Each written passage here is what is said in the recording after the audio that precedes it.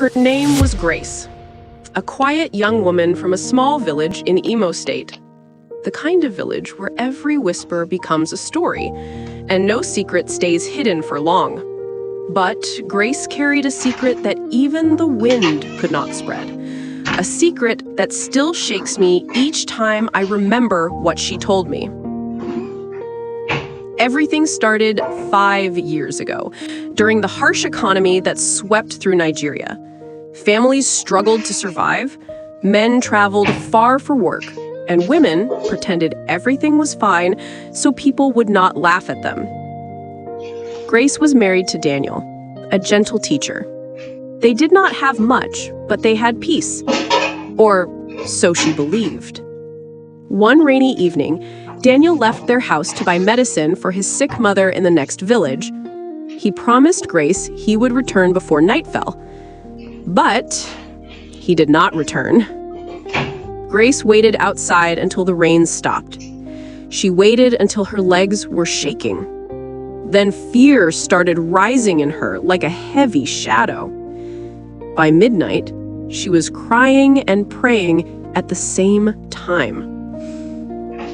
The next morning, Daniel's younger brother rushed into her compound in tears. They had found a motorcycle on the lonely bush road. Broken, empty, no sign of Daniel. For 3 days, the whole village searched the forest paths. On the 4th day, they found his body. Still. Cold. Gone forever. Grace collapsed. People held her up as she screamed until her voice broke. Daniel was buried behind his father's house. After the burial, people cried, prayed, and went home. But Grace was left alone, a 27-year-old widow. No child, no money, no strength. 2 weeks after the burial, Grace told me strange things began to happen. She said the first thing she heard was footsteps behind her house at night. Slow, heavy, exactly the way Daniel used to walk. She tried to convince herself it was her imagination, but on the 7th night, she heard something that made her heart stop. Grace. A voice. Daniel's voice. She sat up on her bed, shaking. She knew that voice. She had heard it whispered to her so many times when he was alive. The next night, the voice returned. Grace, open the door. She wanted to scream, but her voice refused to come out. She did not open the door, but every night after that, at the same time, the voice came again, sometimes calling her name, sometimes walking around the compound, sometimes breathing at her window. People in the village began to ask why she looked pale, but she kept lying that she could not sleep well. One night, everything changed. Grace told me it was around 1 a.m. She was awake, afraid to close her eyes. Then the door opened by itself. A cold wind entered the room, and Daniel walked in.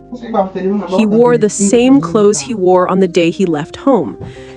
His shirt was dirty, his face was pale, his eyes were sad. Grace could not move. Grace, I am cold, he said. She asked him how he was there. He told her they buried him too fast. He said he did not finish his journey. He said he could not rest. Then he told her something that broke her completely. You are still my wife. You must marry me again.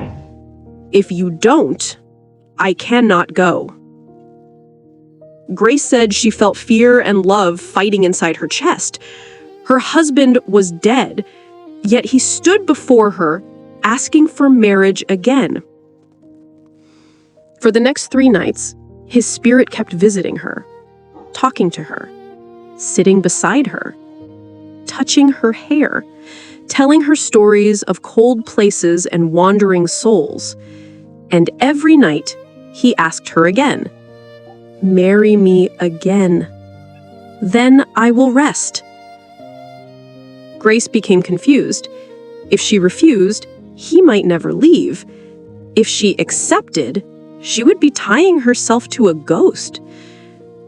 One night, when she finally asked him what to do, he told her, "Follow me tomorrow night to the place where they buried me. Come alone. Bring my wedding ring." Grace could not sleep after that. Fear held her like a rope. But something told her Grace was watching and waiting. The next night, around 1:25 a.m., she dressed quietly and walked to Daniel's grave behind the compound.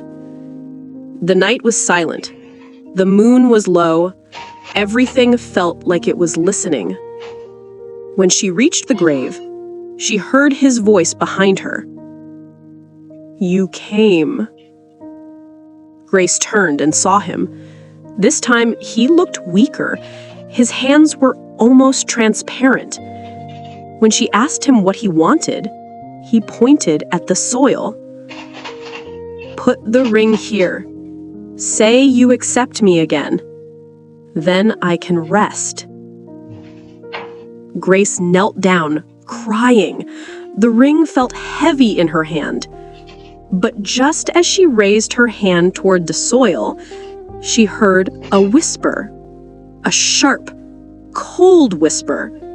Not Daniel's voice. From the grave itself. "Grace." She jumped back, dropping the ring. Daniel's eyes widened with anger. "Pick it.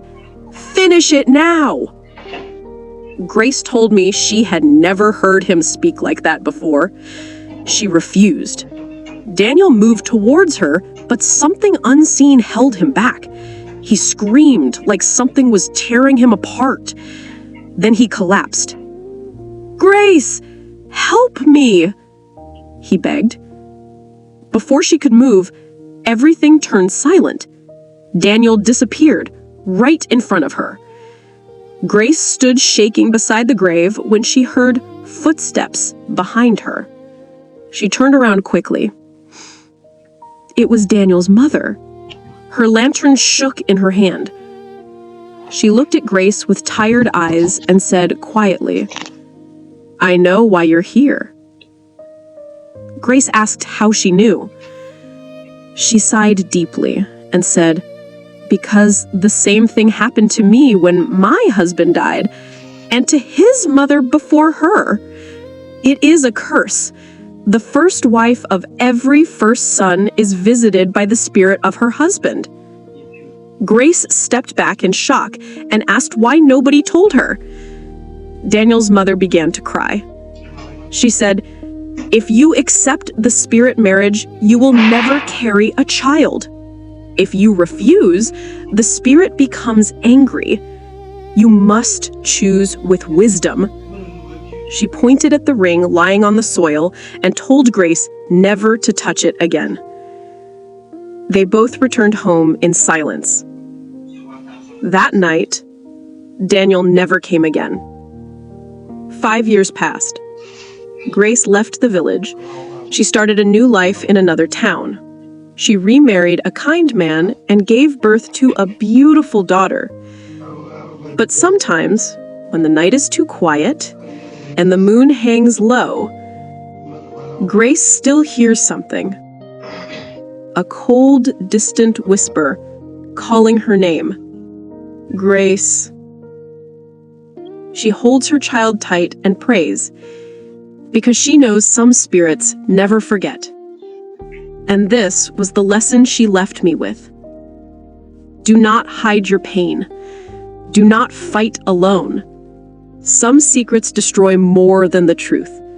Ask for help and learn that not everything from the past should be welcomed back into your life.